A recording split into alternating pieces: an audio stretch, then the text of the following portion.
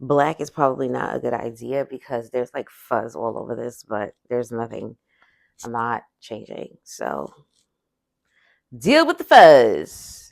Deal with it. What's good, plan people? Welcome back to the channel. Today we're gonna do a quick little repot and chat because I feel like chatting. It's early morning. I got on lashes at 9:38 in the morning, so we're gonna chat about some plants. Okay. So yesterday I got a plant from a seller in the Anthurium Addicts Facebook group. She agreed to hold it for me until after the Thanksgiving holiday. It arrived yesterday. It was in pristine condition. It was beautiful. So I'll post the unboxing over here in some corner somewhere, just so y'all can see what the plant looked like when I unboxed it. I always try to do like a video unboxing of plants that I receive in the mail, just in case there are any issues and I need to let the seller know that something happened during shipment, blah, blah, blah. This one was not pristine, beautiful. She even waited for the leaf, the newest emergent, to harden off before she sent it to me. And of course, after the Thanksgiving holiday as well. Super grateful, well packaged, beautiful plants, great gowns, beautiful gowns. So I don't really have a whole lot of space for like quarantine or anything like that in my place, because when I tell you I am chock full of plants, like it's full up in here. Okay, it's full. So I didn't really have a space to put it, and of course, obviously, I didn't want to put it in higher humidity in the greenhouses with the rest of my plants because I don't know this plant. This is a new plant. Okay, this is a foreign plant. Okay, so when plants come into my home, I treat them as if they have pests and I quarantine. Okay, so I quarantined. I left it out on the counter overnight.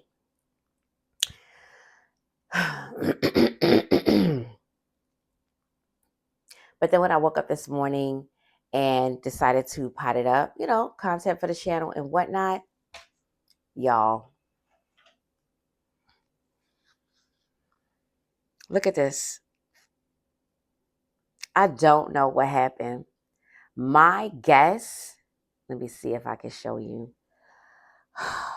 That leaf did not look like that when it came out the box. My guess is that this is some type of cold damage. I'm not upset about it. It happens. This is a sign. Okay, this is why I don't need to be buying plants in the winter. It is about 68 degrees in here. And the reason I have this, the reason I have this sweatshirt on is because my heat is loud. So I didn't want the microphone to pick it up. But normally it's about 68 in here, but the humidity is very, very low. Obviously, I'm in the Northeast. It's wintertime. Let's see. My watch says today it is 37 degrees. Let's save this baby. It's going to be fine. I'm not worried. We are going to figure out what we're going to do with this leaf. Um, I'm not going to chop it off because I feel like with a little love and with a little extra high humidity, this will recover and it will be fine. But in the meantime, let's repot and let's unpot, I should say, and see what we're working with, and then we'll go from there. All right, so I took the cotton and the tape and whatnot off of the roots. Obviously that was trying to protect it during the shipment. And as you can see, this plant is doing very, very well. Very well. The roots look fantastic. The roots look really great. It's just the leaves that I can't get over this. I'm so sick. I'm so sick.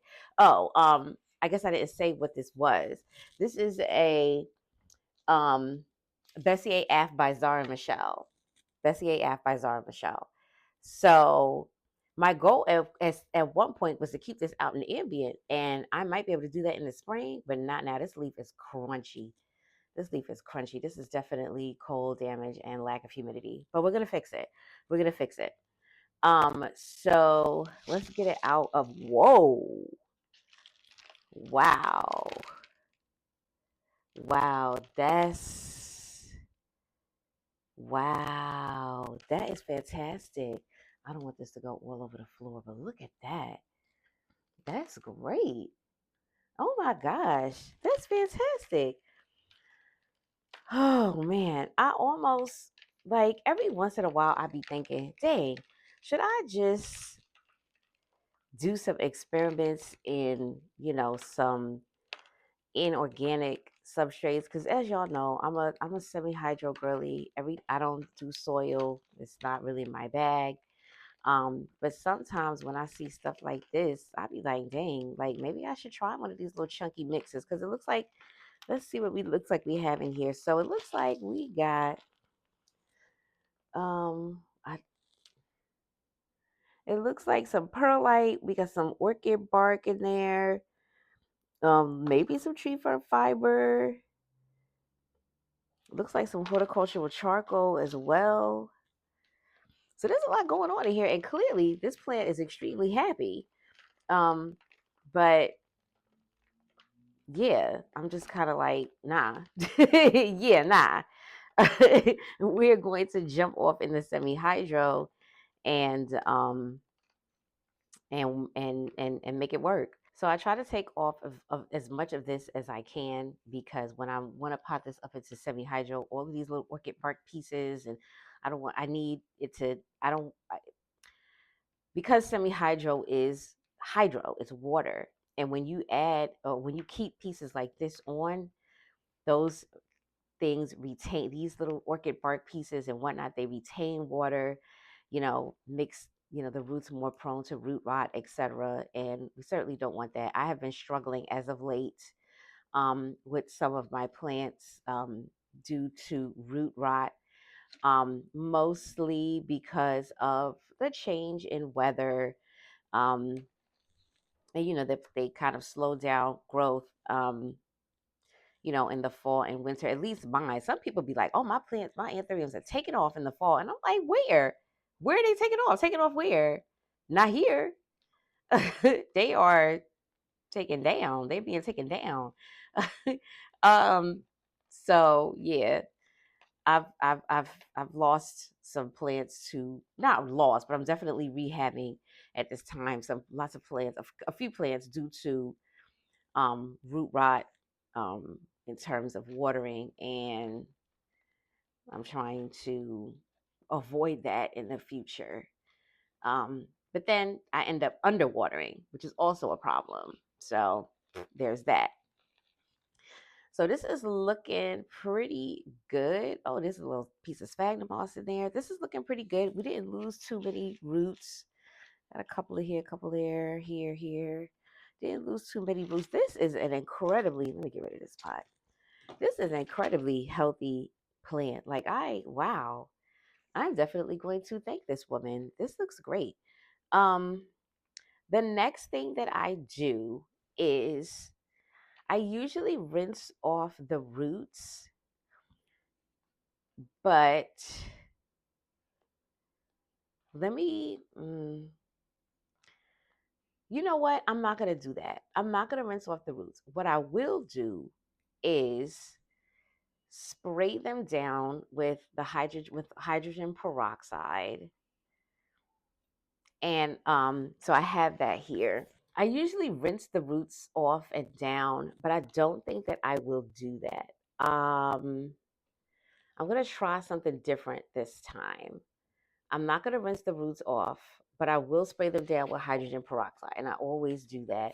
So we can, so we can do that right now.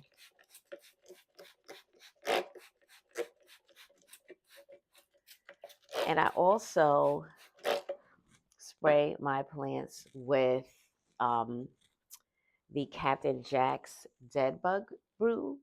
For some reason, like on Amazon, like they be like, I can order it, and then the next time I go to order it, it's not available for delivery in my zip code. Like, I don't understand.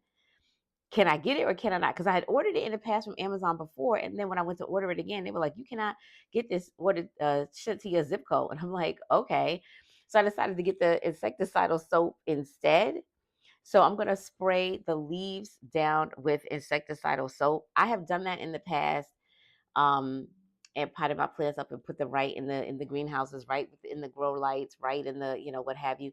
And I've not had an issue. So I'm going to do that now, especially because this plant needs to go into one of these cabinets because I'm pretty sure that this is a humidity issue. So if I leave it out to quarantine, this is going to get worse. So I can put it in the cabinet, and I want to do that, but I have to make sure that I spray it thoroughly with insecticidal soap. So if there is something on here, like a pest, it does not infect my other plants. So I'm going to spray off camera and I will be right back. Okay, so I sprayed the leaves off camera, as you can see. I trimmed off a little bit of root, just a little, just a little, not too much. We're not going to do too much. So the leaves have been sprayed with the insecticidal soap. This is the newest immersion that I asked her to wait before it kind of hardened off. It's still not fully hardened off, and I can see a little bit of cold damage or humidity issues or whatever down here. But I'm telling you, we're saving this plant. We're gonna save it. So right here, we're gonna start potting up. In here is just some leca at the bottom, maybe about that much, not too much. I guess a third, maybe a little less than a third, but I feel like I might want to put a little more. I don't want to put this in a bigger pot because I will overwater that joint. Okay, we're going to put a little more in here. We're going to put a little more in there. And if this all doesn't fit in there, that's fine. Because I can just put like a moss collar on top. But my goal really is to sort of make sure that this plant gets into one of the greenhouses stat. All right, so that looks pretty good. That looks, yeah, that looks, I was like, what is that? So that looks pretty good. I kind of twist the roots just a little, like twist them just a bit, just so they could it's kind of like swirling a plate of spaghetti, you know? And I'm doing all this and I don't even have my substrate. Hold on. Okay, so the substrate is here. Let me give y'all just a general overview of what is in here. In here is lechuza pond, and some DIY pond that I got from Amazon. And when I say DIY pond, I mean I just got a bag of lava rocks, zeolite, perlite, whatever. Like it was already pre-mixed and it was like a, a 5-pound bag or a 10-pound bag or whatever. So when the Lechuza Pond was out of stock over the summer, I just used that instead. And I actually like it a little bit better than the Lechuza Pond because it's the stones are bigger and I feel like that allows for more aeration. There's little lecas in here, like, because this is a reusable substrate and I usually put a leca reservoir, as you know. But then, like, if I need to reuse the substrate or whatever, sometimes I can't get all the little leca ones. I'll take the big ones out, but sometimes the little ones stay, and I'm okay with that. And we also have some perlite and pumice. I prefer pumice. Ooh, I keep hitting the mic. I'm so sorry. I prefer pumice. Just because perlite is lighter and it tends to kind of rise to the top as you water, whereas pumice, it stays where it is, like in the middle of the substrate. But sometimes, again, when pumice is out of stock, I'll just use perlite, and I like the chunky pumice or perlite. And then we have tree fern fiber as well. Not too much, because I am an overwaterer, and I find that tree fern fiber retains water very well, and the roots of anthuriums do love it, but you can overdo it, especially if you're the type of person who overwaters your plants like me. So that's what's in the substrate. And let's go ahead and pot this up. And then, I don't know why I put that on the left-hand side when I'm right-handed, but let's go ahead and pot that up and find a space for this baby in one of the greenhouses. So I usually just put my substrate in and just kind of push it down a little bit, not too much, because you want to give it some air, but you also don't want there to be air pockets, if that makes sense. So you don't want to pack it in there, but you definitely don't want there to be air pockets.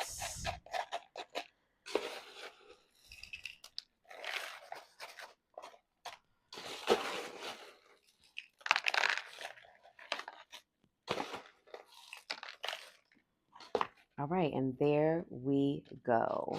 I'm gonna put a little more over here, and that is perfect. There we go. So I don't see any air pockets in here. Everything looks good. I'm gonna smush it a little bit. Okay. Yeah, that looks really good. That looks really good. Oh, this leaf. I'm so sad. That leaf is making me sad. All right. So now what we're gonna do is water. So we're gonna put this here, and we're gonna put this here. And what we are going to do is water this plant. This is my rooting solution. And this is what I use for like props and rehabs to kind of get the roots growing again. So what is in here is Clonex Clone Solution. I'm pretty sure I got this from Amazon. So I use that. Just a capful and like a gallon of water. I don't really measure. I just do a capful, a little less than a capful. Like it's not all the way up to the rim. It's just like, almost there. And then I also use some great white mycos. I don't know how to pronounce this word. Mycorrhizae. So it is in the solution. It is in here, but I also am going to sprinkle a little bit on top. And so when I water, it's just going to seep into the roots, seep into the substrate, and I'm going to let it sit for a little bit, and then I'm going to pot it up. So that's what it looks like. You don't really need a whole lot. So I'm going to just sprinkle it on top here like you would put, when you're putting butter on top of your popcorn. You know what I'm saying? You're putting some of this, that butter powder. Horrible. Who knows what's in that powder, child? That butter powder on top of your popcorn. We're going to do a little bit of that. And then we're going to shake this up. And then we are going to water.